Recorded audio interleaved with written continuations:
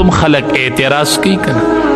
زه چې وی ساروی لالو منه که دا پیسې سړی راوالي او دا غریبانانو له ورکي د اختر په ورځ نو دا بخنی په دې به څومره د غریبانانو چولی بلی شي او څومره غریبانان به پې آباد شي ځواب نه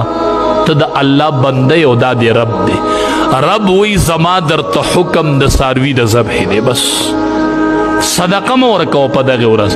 په ټوله دنیا کې د لوی اختر په ورځ رب العالمین وی ما ته محبوب عمل احراق الدم هغه د ساروي وینه تویول دي بس که زما بندی نو زما مقصد دا دی بندگی دی ته وی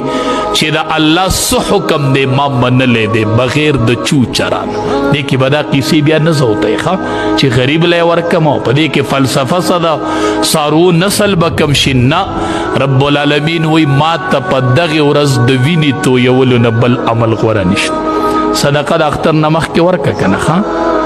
صدقې بیا غریبانان چرته تختی نه ښه د اختر نه پس وله که نه خو قرباني چې د دغې 3 ورځو کې ونه کړله نو بیا د دې موقع نشته دی ښه دا اجر بیا بله ورځ نشته دی نو ګوره پیغمبر ته وی بچی لال که پیغمبر خپل بچی لالي اسمان نه جبریل امین راغی چې ویلی دل وی الله اکبر الله اکبر